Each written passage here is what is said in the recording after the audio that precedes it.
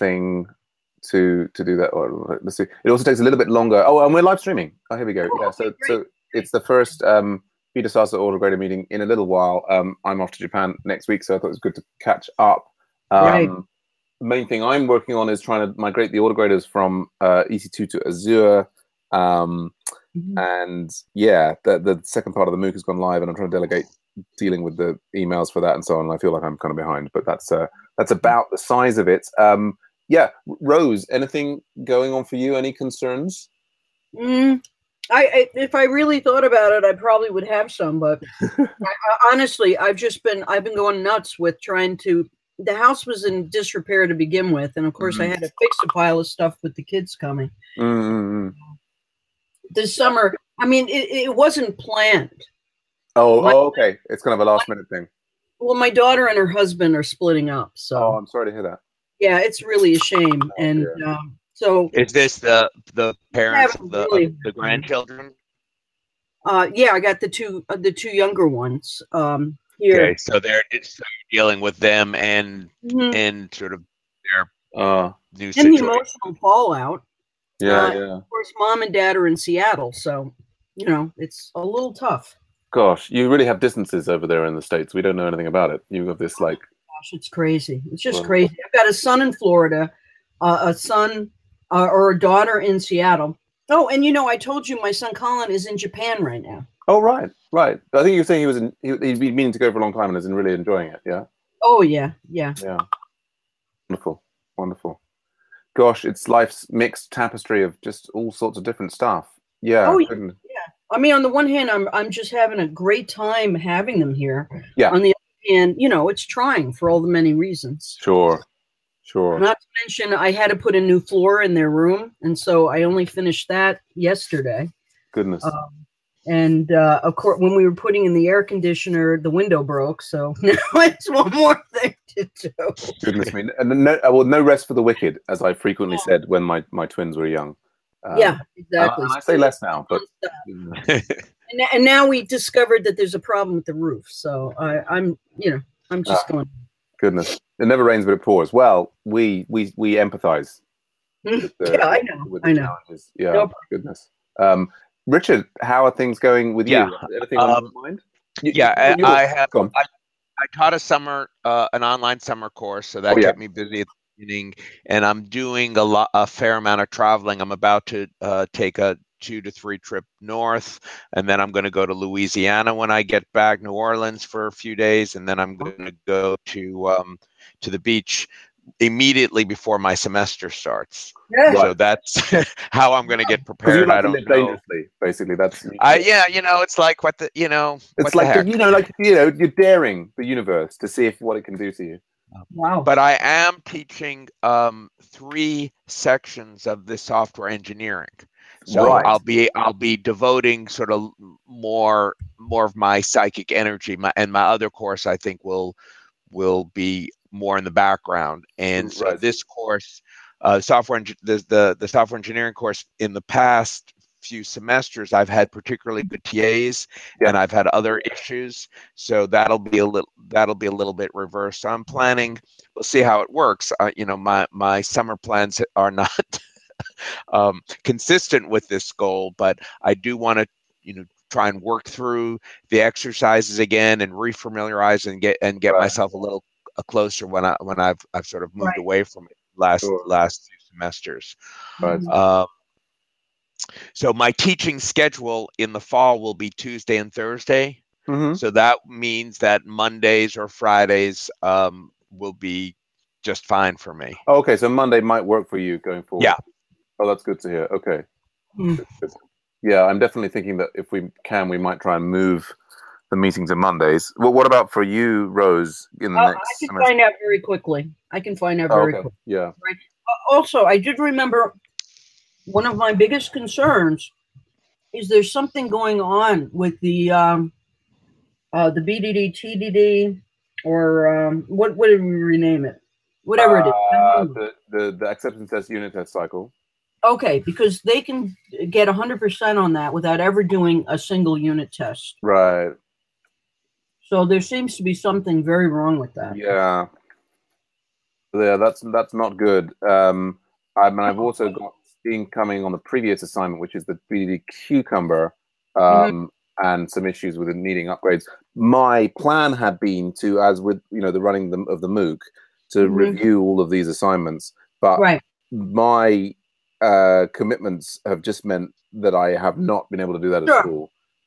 So yeah, I mean, I hear you. Go on.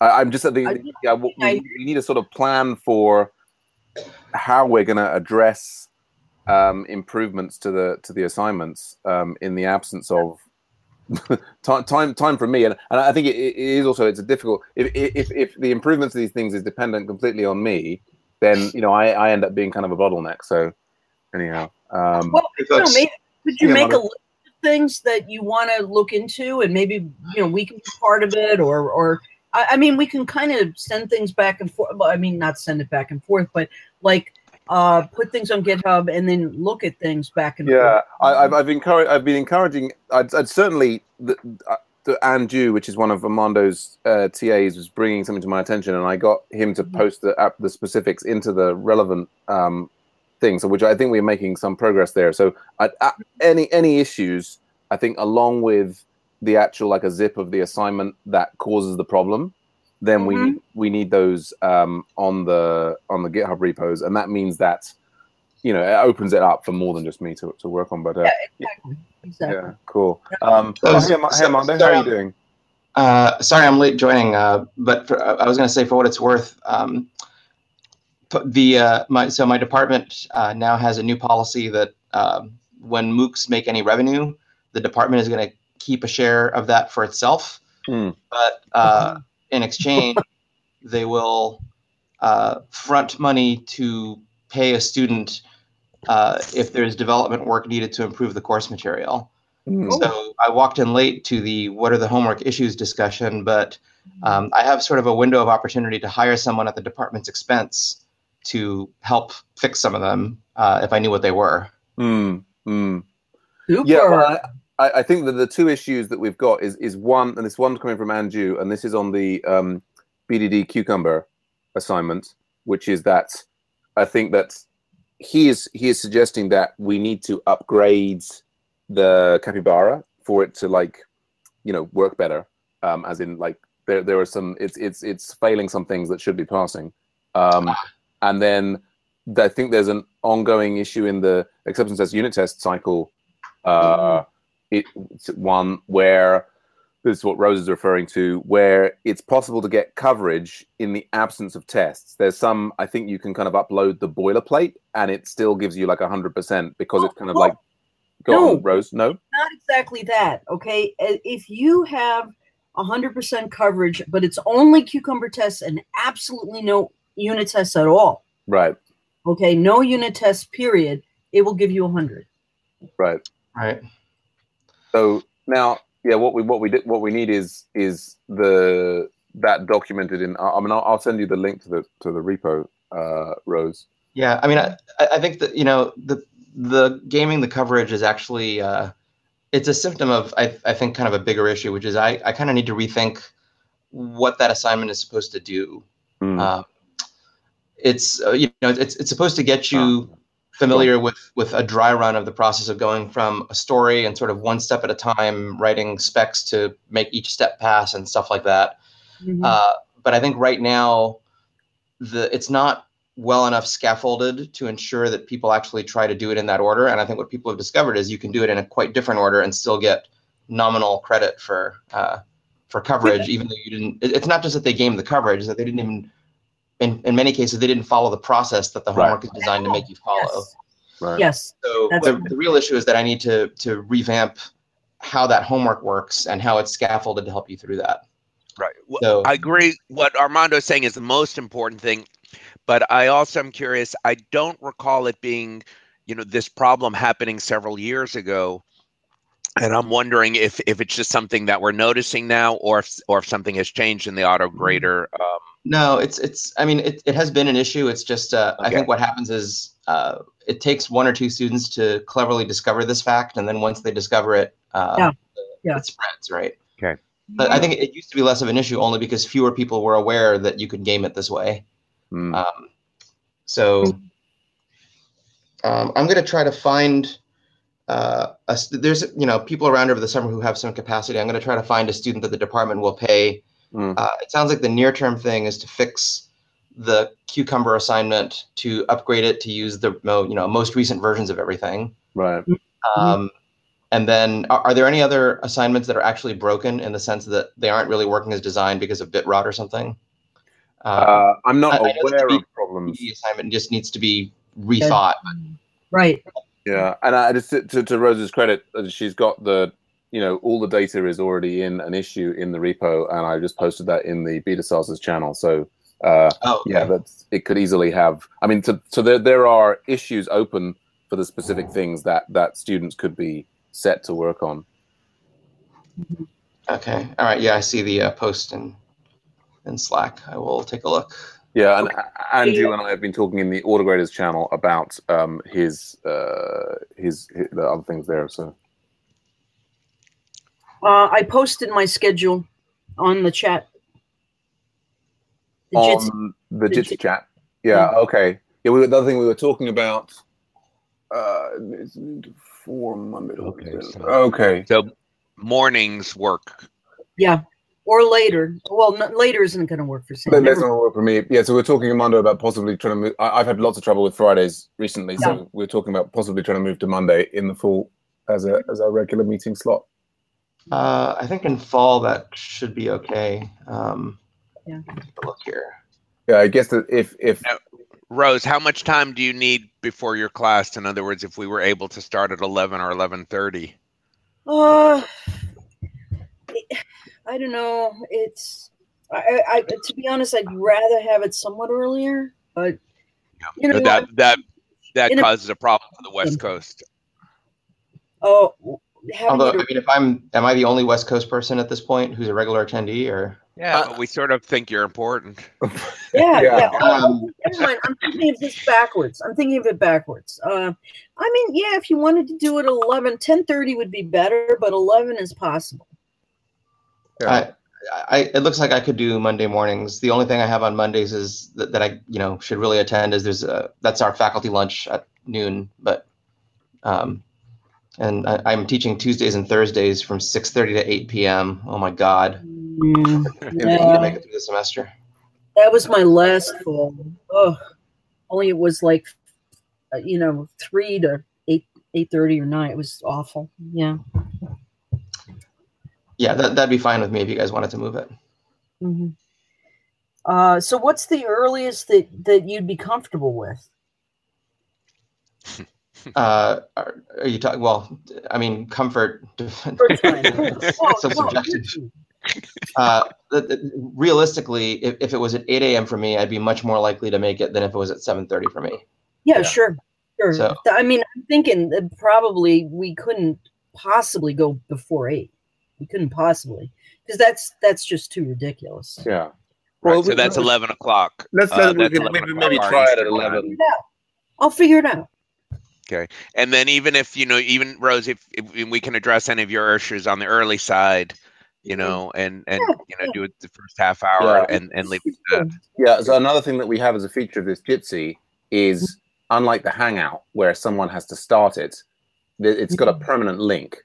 So you guys can just roll up to the room anytime. It doesn't require me to start it or anything.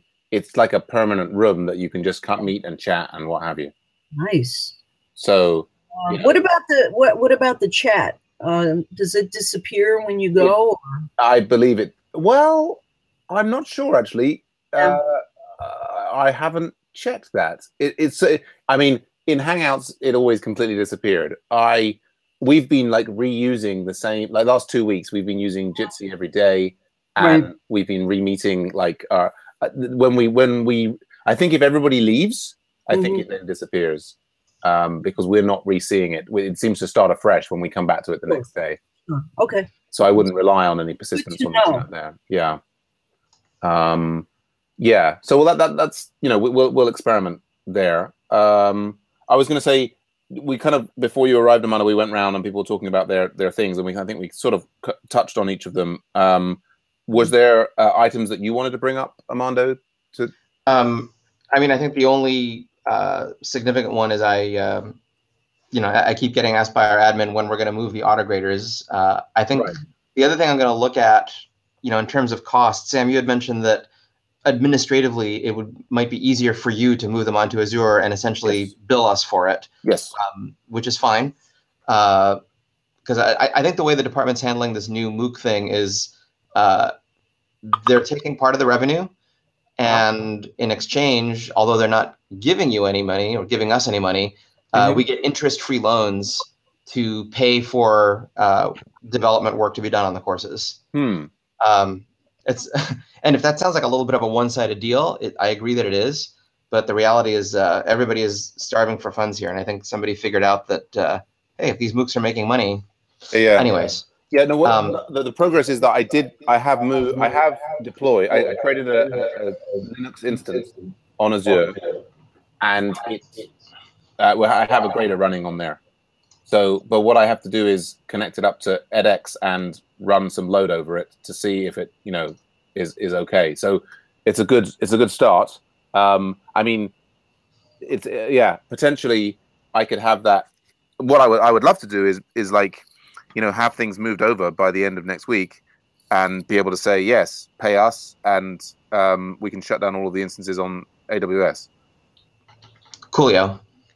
But I can't promise that in that it's that thing where, until I've got the proof, there's always that thing. I can't completely promise it, as in, there may be some remaining like Azure, between Azure and edX. Like running the grader on Azure doesn't seem to be a problem. Now I just got to make sure that it communicates with edX properly and doesn't freak out and that stuff. So presumably that would fit in with your timescale. Like if we can have something in the course of the next week, that would serve your purpose. Oh yeah, that'd be more than fine. Cool. I will prioritize. Yeah, I was saying yeah. So I really wanted to like do another complete review of the assignments and in the last run of the MOOC, but I just as Agile Ventures is sort of hotting up in terms of getting contracts, and the number of premium members is increasing, and that's taking up more and more of my time. But anything else on your mind, Armando, that we should chat about? Nothing in the short term, so that the other people know. Sam and I, but mostly I, because Sam is super busy, have started to floor plan part 3 MOOC. Okay. And roughly speaking, the goal of that will be to scale up the way that we do project coaching. So the high order bit, in case you all are interested, is that the sort of objective of the students in the MOOC will be to start from a legacy code project. We've got a catalog that's developing quite nicely. We've cataloged all of the open source projects that our students have done. And as soon as the app is a little bit more stable, I'll open it up to you all to populate as well. But the goal is to essentially have a master catalog where at any point an instructor can go in and say, show me all the projects that are still in want of improvement. You'll be able to see the code climate and coverage and other vital stats for the project. You'll be able to see a list of all of the engagements that project has had. So which student teams have worked on it during when, all the customer feedback that was collected during that engagement. So I have a couple of summer interns who are populating this app now with all of our historical data. And ideally, all of us and MOOC students and stuff would be able to use it as a place where you could go essentially pick a project to work on, reach out to a client, do a couple of features, and the way you pass the class is you issue pull requests that get accepted by the main repo that have implemented your new features with good test coverage and good code climate and all that other stuff. So we're setting up a whole process here for systematically doing MOOCs. The Center for Teaching and Learning is involved. They have a little self-paced course that we've created around digital pedagogy, so you can become a fellow of digital pedagogy and create your own materials. So that's how I'm spending my summer, despite not taking summer salary. That's fabulous. I just realized Not the doing all this for free. Anyways, but yeah, there's no other things that I need to ask of you guys. Well, I suppose except the I've been adding a number of additional people to the course question bank. So it appears that there's an increasing amount of critical mass that is using it. So if you have interesting questions that you've created and you're willing to enter them, that would be great. I'd like to build up these collections so that the question bank becomes pretty comprehensive.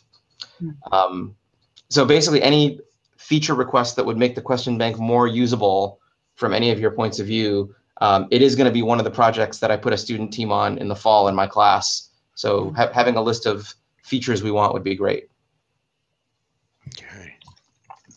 All right. Would you be able to take sort of a non-coded input and have your TAs or someone work on it to put them in the format required? Yeah. Okay. Yeah, I could do that. Because one of the things that I've wanted to do is put them in the right format, but I keep almost getting to the edge of the cliff, but not quite getting my TAs to be able to work on that. And I can always share sort of the source code, the PDF, the HTML, whatever. Yeah, we could. So we could totally do that. I think. So I have some kids until. Let me just look at my summer schedule document here. I have some basically free labor in the form of interns who could do this kind of stuff, but I'm going to lose them on, I want to say August 11th, but I'm just double checking.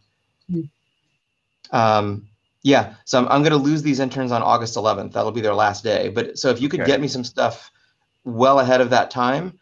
Now, the one thing that they probably won't be very good at, because they're not content experts on this, is tagging them or organizing them into collections or anything like that. So they'll be able to import all the questions. Yeah. But if you have any guidelines on grouping them or tagging them with topic tags or anything like that.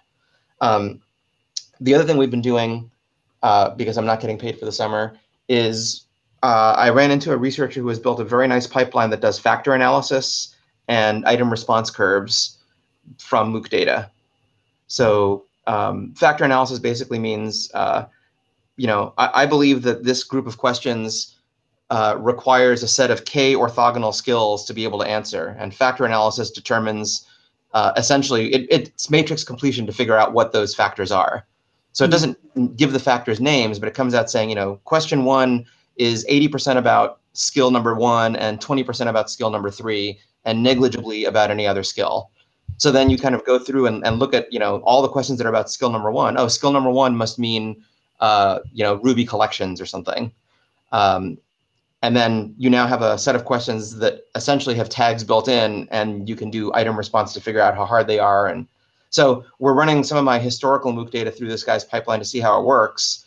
And if it looks good, we're going to connect it up to the question bank so that students can practice questions on the question bank as a drill and then have the answers run through this pipeline. And as more and more students do them, we get a sense of how hard they are and what the questions are, quote, about. Okay, so that's good. I think the message is that the question bank looks set to become a fixture. So making it a more usable fixture would be great. So your suggestions, and if if others of you have content the same way that Richard does, where you have questions that are suitable for the question bank, but you haven't had the time to get them into the right format to import them, make those available to me. And between now and August 11th, I'll get my interns on it. That'll be a great task for them to do. Good.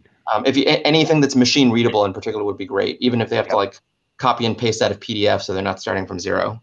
Right. Yeah, I've got nothing else. Good. I have two questions, just because I'm going to be starting early as usual, like late August, about August 22nd, and that may be before everyone else is back on track. Do we see, what about creation of SPOCs for me in that time frame? Yeah. I mean, I think that's, we can happily have a SPOCs for you, like mid-August. I guess, the single, combining the two things. I mean, as we had that experiment, didn't we, for the SPOCs, where there was that alternative approach. I think the other Sam made use of them and didn't like it so much. I guess in terms of managing SPOCs, from your point of view, Armando, we carry on with the same approach, which is, we roll them on edX Edge, and that's, it's still in its sort of partially automated form. I still can't completely automate it because of the way that edX is set up. but I guess we've got no particular movement in that. Like edX is happy with us continuing to make these Spocks. They're not going to provide any additional support in making it easier to create them, or you know, that I think that they, you know, the last time they talked to me about this, it sounded like the usage model that they prefer is one in which the CCX feature is used to separate out the different instructors' quote views of the course. Right. But my recollection is that we actually looked into using that, and there was quite a bit of functionality that we needed that it didn't provide. Yeah, that was the one. The other guy called Sam, I forget his surname. He tried that out. He did a whole session with CCX and just, I think, said, no, please don't make me do this again. I need to move back to the original. I think it's about level of flexibility in terms of. Yeah, I mean, I looked at, when you put out the email, and I looked at the description, and I was like, it just wasn't interesting to me. It too much was lost, too much flexibility. Yeah, so I mean, I think, you know, for the moment we're gonna keep doing it this way, and you know, I mean, I've told edX that being able to have this group of people continuously using the materials and stuff is actually part of what makes the class work. So if they ever want to restrict my ability to do that, they're going to have to provide some alternative. Yeah. And the truth is, I think they're happy to keep sort of doing this because it doesn't take any effort on their part, right? So, anyways, I mean, I guess, and they're still. I mean, I know you've always been trying to prod them towards better support for APIs, but I guess it feels like edX is their. You know, I mean, they've had the big push for accessibility, now professional certificates. I mean, I think they have made some strides in terms of the usability. There's now, you know, features of like being able to copy elements across, you know, move them around more easily than before. But I guess that they're busy trying to make themselves into a sort of a sustainable non-profit business rather than, and they still don't really believe in the whole API kind of opening up the ecosystem. Yeah, I'd say that's pretty accurate. I have been talking to the guys at AppSembler, which is sort of a boutique software development house that kind of specializes in helping people get stood up on OpenEdX. People who are not in the edX club but want to use the platform for their courses.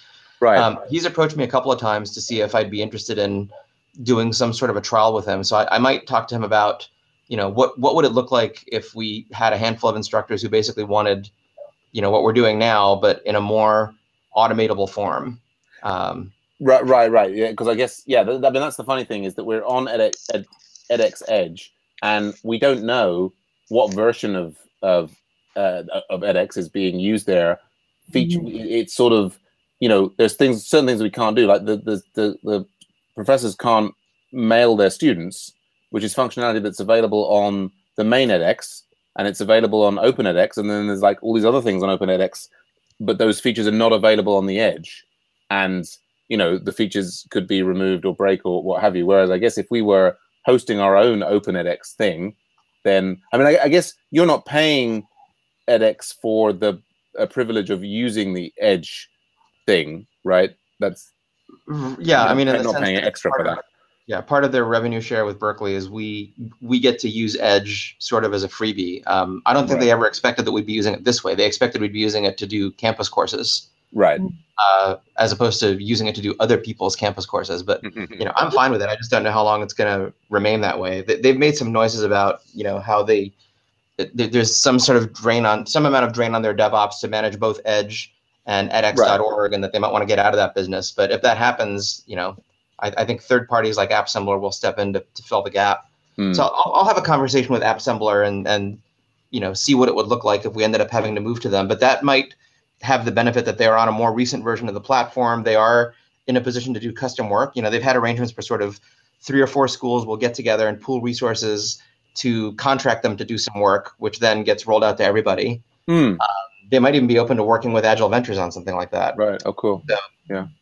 The next time I run into Nathan, I'll ask him about this. But cool. It's a thing. So. Good. Okay. A couple more. AutoGrader, the student code the code that students submit to AutoGraders, that's still like not anywhere that we envision is going to be easily accessible. Am I correct? Yeah, pretty much. I mean, it's like if you need it in an emergency, we can download. Yeah, that's fine. I just want to clarify that any of these changes that are contemplating nothing, because that's more of an edX problem. Okay. Yeah, I mean the key thing is we're trying to get the graders as they stand onto the other thing and then fix minor issues with them. Yeah. And my last question that just sort of my startup thoughts are concern me are the status of Cloud 9.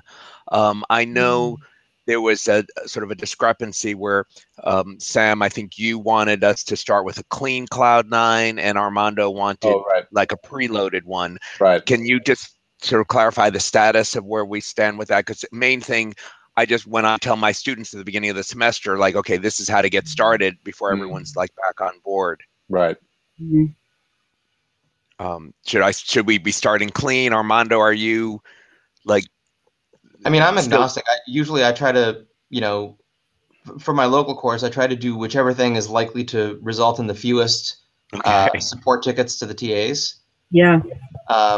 And at least at the time we developed the start from a script, that seemed to be the answer. But, I think Sam is closer to this than I am. And Sam, if you think that there's a case to be made for starting clean, I'm open-minded. So yeah, I think that it's great if there is a script. It would be great in some ways if we had if Cloud 9 would like they do for the CS50 course for MIT or whatever it is, they had like an instance ready to go for us. Would be fantastic. Right. I think that causes a lot of confusion with the students. No matter what you tell them to be careful, they wind up picking the wrong things, and then we wind up debugging and having problems later on. I think if it was that would be something to look into. At the same time, so the problem with the stand-up script is that the script that itself has to be maintained, and I think that the script itself is now out of date for what needs to be working, so. I think it. Yeah, I think my experience is it's probably simpler to say just start with a clean custom one and then install stuff as you go on. Also, I mean, that we have had issues in the past with like the install taking too long on C9, and like I would say the critical thing is they don't. From my point of view, you don't want to have them waiting around and encountering problems with installing things that they need for assignment 5 when they just can do like the first assignment with a plain C9 box. Right. And that to me is especially important because I might have 60 students all trying to hit the same wireless connection at the same time. So anything that minimizes that startup time is good. I'm going to reach out to the Cloud 9 folks. I actually know the founding team there somewhat well. So I'm going to ask what it would take for us to have our own custom image. And hopefully the answer is, well, normally we charge you, but we know you and your education. So here's how you do it for free. Great. Yeah. I mean, I think if we had that's right. And if we had the logo and it was sort of there, then it would just make it that much simpler for all the students. It would be rather than a choice between, well, should I do the Ruby on Rails one or the other one? If there's like no, this is the AgiRaw or ESAS or whatever. Okay. There's the button with the logo that kind of, it's still people will still do the wrong thing, but that's probably the least right. At least they'll admit that they were not paying attention. They admit that. Okay, I missed that. Along those lines, it's not only the C9 page, but it's also the beta Sassers or whatever that Sassers website. Because what I'll do is I'll point students to that, for information about the book and so forth, and then there's setup information there. Yes, so that setup information could be old. So if anyone would have the ability to look at that, and even if it's just removing information, just so students. I have given access to a couple of trusted TAs to that, so that they're supposed to be updating that. But yeah, no, I hear you. It's Yeah, it's difficult. One ends up with this big kind of rather than technical debt is maintenance debt of all the stuff written down in different places that needs to be updated. Right. So even just removing it, and then because what'll happen is I'll give students instructions, and then I'll find out, well, they did some other crazy thing, and it's like, why? And well, because I was following this link. Yeah. Absolutely. Okay. Exactly. All good. Richard. Yep. Did you say you're starting the 22nd? Yep. Oh, okay. I'm starting the 23rd. Okay. So we're both starting fairly early. Okay. Up north, they're moving things. There we go. I was gonna, Amanda, do you have any feelings about the textbook and trying to update it, or? Well, my feeling is that I have a nominal 6-month sabbatical next year, where that's All right, okay. one of the main things I'm doing. Are there sort of critical updates related to, code examples that don't quite work the way they're supposed to anymore? Like, what do you guys have a list? There's the ongoing errata thing. What I haven't got is a sense of their relative priority. Certainly my feeling is that we, the priority is making sure that the assignments, are using the, that we've upgraded the assignments and we've plugged these holes in the assignments. Probably the textbook comes after that. I think people are still adding stuff to the errata list, and there are little things. I'm not aware of catastrophic issues at the moment. Yeah, I mean, I think the kinds of things that I would go out of my way to find time to fix proactively is if there's information that is actually incorrect because it makes statements about a version of a tool that has now changed in such a way that those statements are no longer true, or if there's something about the code examples that even if you're using the designated versions of things, the code examples have for some reason no longer work the way we say. Those things could be frustrating showstoppers for students. Yeah, so totally. if you guys have identified any problems of that sort, where there's actually incorrect information or non-functioning examples that claim to function, those I would like to know about, because I might just sort of lock myself up for a couple of days and just blast through and fix them. Has anyone looked at the introduction to OmniAuth lately? Because it seems at the very end of the semester, some students were saying that they had to do something other than what they were, what was indicated to do. I mean, I haven't looked at it lately, but I can tell you that in the last 2 months, I've deployed 2 new apps that use OmniAuth, and I've used the same OmniAuth process I always have, and it still seems to work. Okay. Yeah. Well, a lot of times when students say that, it's because they did something else very foolish. So. Yeah, it's difficult, isn't it? When we've got such spiky things, there are very, very small changes that one can make, and the students can be sure that they followed the instructions. But and the next thing you know, you're flummoxed, and then later on, you eventually find out what it was, and it was some stupid thing they did before they ever reached that point. Rose, I don't know if your grandchildren are interested in coding, but there's a very interesting website called Code Combat. I don't know if you've heard of that. It's basically teaching code. It's not like Code Wars or other things where Code Combat is it's like you're programming a RPG game and you're controlling like a 2-dimensional character, grid, and it's just they can program Python and JavaScript in the thing. It's like all the kind of I'm tempted just to. Have I never taught you guys about this before? I don't remember. But so this is the thing here, and it just. For all of the trouble that our students, end up having in, the different sorts of environments, like in here, if I can just, this now, it's kind of scrolled all the way to this side. Can I just go, reload the thing there? My kids who are like 12, 8 and 8, they really love it. They, you can basically make a little character, and you can also like buy armor and things for him, but then you get these little environments, you work through the dungeon, and there we go. And so then you can choose a number of different programming languages, but like Python being the default there. I've got my kids doing it in Python, and then so you like, I don't know, the obligatory able to like kind of get your character, hair color and and the other, and but then what's interesting is about how nicely scaffolded the environment is. I think it's still no substitute for having somebody at your side who will be able to say, this, that, and the other. But it goes on and it gets really, really quite sophisticated here. But so you've got this. It's got certain things like tell me what to do. Yeah. Like here, if you click on these things, like it tell like, and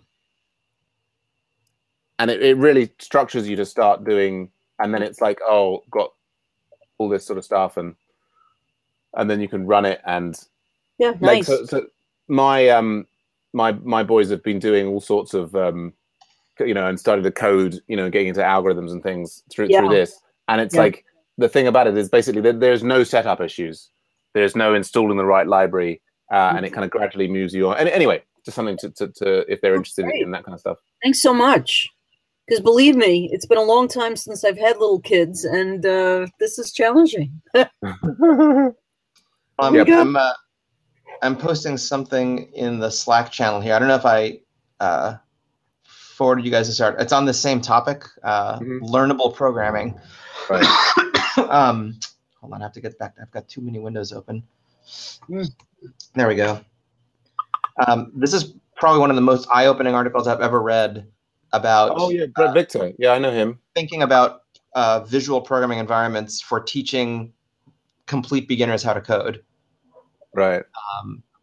But take a look. It's I'm not. I don't think it's in contrast to this pretty elaborate game that Sam is showing. But I think there's some worthy ideas in there. So. Oh yeah, no, I've read that. It's awesome. This is in the Slack channel. It's all in the Slack channel. I just put it in the Slack channel. Learnable. I see it. I see it. Thank you. This one, I think actually, Brett Victor. This was like he gave it. Did you see the video that he did before this one, Armando? The video about what? So he did a video like on this topic of learnable programming, inventing on principle. This is the the full one. Here's on YouTube, which I think is a great. This is just wonderful. This is like from 2012, but this video was really inspired a lot of people in terms of like trying to develop these learnable environments where you've got the particular one that he had in this video was he showed a kind of a coding environment. Let me just turn the audio off on this. But so he, I think, has it got the screen? Here we go. This is the thing here. He was basically, I mean, he was showing like having the like active moving thing on the left and like the code actually on the right. And he goes on to this, let me see it like here. Yeah, like how how making them integrated suddenly makes it pop out what the different commands and so on are doing, and that was a very inspiring video. And then what are they called? Khan Academy produced something a bit like this that was like for learning JavaScript, and said that they were inspired by it. And then the thing that Armando shared, this learning programming, it's kind of a rant because he was so upset that he felt that Khan Academy had failed to really actually to really understand what he was saying about the linkage between the code and the kind of animated environment on the other side. You know what I mean? Yeah. So yeah, that's a great recommendation, Armando, and his this video that I think precedes that one is really quite eye-opening as well. Cool. Thank you very much. Good stuff. Yeah, it's almost, it would be the C9 environment. Actually, by the way, since we're on that, is we're doing this new thing with the Agile Ventures is these premium mobs, and we're doing them on Elixir and React and RSpec at the moment, and we're basically doing an hour every week on each of those three, and we use C9, and we get like 3 or 4 people all programming in the same C9 environment and taking turns. Great. Building the next bit of code. I had a question for you, Sam. Go on. How do I upgrade my membership? Oh, there's you can press the upgrade button on your user account in Agile Ventures. Okay. Or you can just ask me. Like, it allows me to do it on the I can do it on the, if you need it, I can do it on the back end. Or we do at least from premium to premium mob. There should be an if you log in and you go to your account. Okay. Page, yeah, then I'll be able to upgrade next week. Oh, cool. Yeah. Whatever. What's your levels? So it's premium and then premium mob. is the next one. But yeah, also if people want free, we were doing a special deal, which is if you like us on Facebook or follow us on Twitter, then you get free access to a premium mob session of your choice. But okay. And how much are the different levels? So it's £10 a month for premium, and there's £25 a month for premium mob. Okay. Okay. I think I'm already premium, aren't I? Yeah, you're already premium. You're already premium, definitely. All right, got it. All right, cool. Oh, yeah, it would be great to see you in some mob sessions if you're ever free. Yeah, I'm looking forward to it. Yeah, I finally decided, because of all the crazy stuff going on, that the only way around it would be to take out a big loan, pay off all my debt, fix the house, right? And of course that leaves me more, more of my salary to be able to use for other things. So here I am. Right. Okay. Good show. Well, I hope we can deliver. We're of course now a registered charity in the UK, but hopefully we can also deliver you some great value. Good stuff. Okay. Well, I think is that we've sort of been kept the video off because gosh, Richard's on a low bandwidth, but here I am. Yeah. So I'm off. I guess we won't have a meeting for it. I'll be in touch second week in August about the Spock, and yeah, we'll start the Monday meetings again in late August, September. Right. So Richard and I are going to need them both early. Yeah, you need them by I hear August 22nd. So I think, and you'll need them at least a week in advance of that. So I'm in my mind I'm saying like August 14th. You guys will both need your Spocks ready to start, and probably the earlier the better. Like maybe even if I did that, well, I won't promise to do them before I go, because I should try and get the earlier the better, definitely. I'll be at the beach August 14th and with my laptop. Good stuff. I can tell you that I won't be at the beach.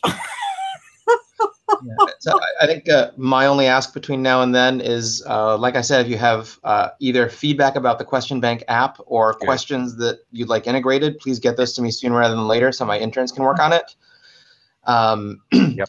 And if there's any, I know about the homework having to be retooled, but I'll try to get someone on the upgrading the BDD homework. Am I correct in that the homework's not functionally broken, other than it needs to be updated to the most recent versions of all the tools it uses? That is the suggestion from Andrew. Yeah, okay. I mean, it's a complicated one because it's that one that's the mutation grader, and so people often have trouble interpreting the things. But I've talked to him about that, and he seems pretty certain that it's a library upgrade issue. Yeah. I mean, as I'm running the Spocks, I may try and start on some of the earlier homeworks and see if I can do some upgrades on some of the simpler ones, so that at least, particularly for the first homework when I may be traveling, that Richard and Rose, you won't have any issues there. But I guess you probably won't release the first homework until at least like the last week in August, right? Got it. I think that's about when I start too, so I'm motivated to get this done before then. Yeah, you're right. All right. Okay, good to see you all, guys. Sorry it's been a bit intermittent with me recently, but yeah. Okay. All right. Thanks a lot, everyone. That's great. It makes this special that we get to see you, even if only occasionally. That's right. That's right. Good stuff. Yeah. Hopefully it should settle down. I think if we move to Monday, I think it'll be more manageable. Good stuff. All right. Good. I'll stop the stream there.